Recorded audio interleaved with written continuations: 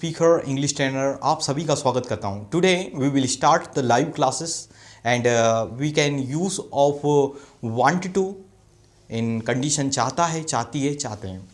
Today आज हम जो सीखेंगे वो सीखेंगे वांट टू का प्रयोग। लेक्चर 1 आपने देख ही लिया, सब्जेक्ट आपने लेक्चर 2 देखा, ऑब्जेक्ट लेक्चर 3 देखा आपने, वर्ब या ऑब्जेक्ट लेक्चर 4 आपने देखा, शुड का प्रयोग किस तरीके से किया जाता है। आज हम सीखेंगे वांट टू का प्रयोग किस तरीके से हम क्रिएट करते हैं और सेंटेंस को किस तरीके से क्रिएट किया जाता है हेल्प ऑफ वांट टू की मदद से। तो आज हम जो सीखेंगे वो है वांट टू। वांट टू का प्रयोग किस तरीके से किया जाता है और इसका हिंदी अर्थ क्या होता है ये हम सीखते हैं। वांट टू का प्रयोग करने से पहले इसका हिंदी अर्थ हम देख लेते हैं।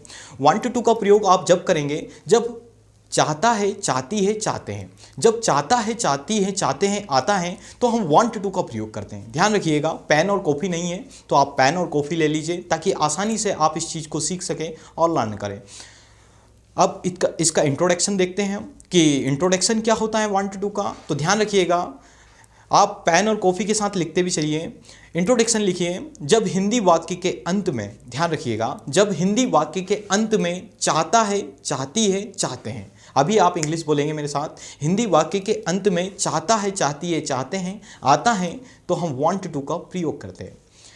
इसका एक नोट भी होता है। वांट टू को आप शॉर्ट फॉर्म में वाना भी कह सकते हैं। ध्यान रखिएगा, वांट टू को आप शॉर्ट फॉर्म में वाना भी कह सकते हैं।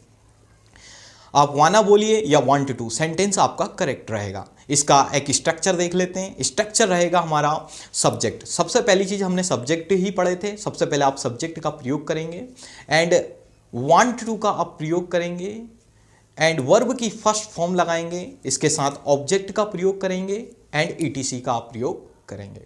इसके बाद नेक्स्ट हम देखेंगे वांट्स टू। वांट टू और वांट्स दो है तो एक और स्ट्रक्चर है हमारे पास, दो स्ट्रक्चर्स हैं। Subject plus wants to, verb की first form plus object plus etc. इस तरीके से आप वांट्स का भी प्रयोग करेंगे। अब वांट्स और वांट टू का प्रयोग कहाँ कहाँ किया जाता है देखिए। एग्जाम्पल बनाते हैं। एग्जाम्पल नंबर पहला देखिए, मैं जाना चाहता हूँ। सपोज मुझे इंग्लिश में कहना है मैं जाना चाहता हूँ, तो आप बोल सकते हैं मैं के लिए हम लगाएंगे आई, चाहता हूँ तो वांट टू, जाने को कहते हैं गो। तो क्या बन गया, आई वांट टू गो। मैं आना चाहता हूँ, आई वांट टू कम। मैं दौड़ना चाहता हूँ, आई वांट टू रन। मैं बैठना चाहता हूँ, आई वांट टू सिट। मैं पीना चाहता हूँ, आई वांट टू ड्रिंक। मैं खाना चाहता हूँ, आई वांट टू ईट। इस तरीके से आप यूसेस करते हैं वांट टू का। ध्यान रखिएगा, आई, वी, यू और दे के साथ आप वांट टू का प्रयोग करते हैं। बाकी अब वांट्स टू कहाँ लगाते हैं, जैसे राम जाना चाहता है, Ram wants to go. Ram आना चाहता है, Ram wants to come. Sita गाना चाहती है, सीता वांट्स टू सिंग। या गीता दौड़ना चाहती है, गीता वांट्स टू रन। ध्यान रखिएगा, ही, सी, इट और नेम के साथ आप वांट्स टू का प्रयोग करते हैं।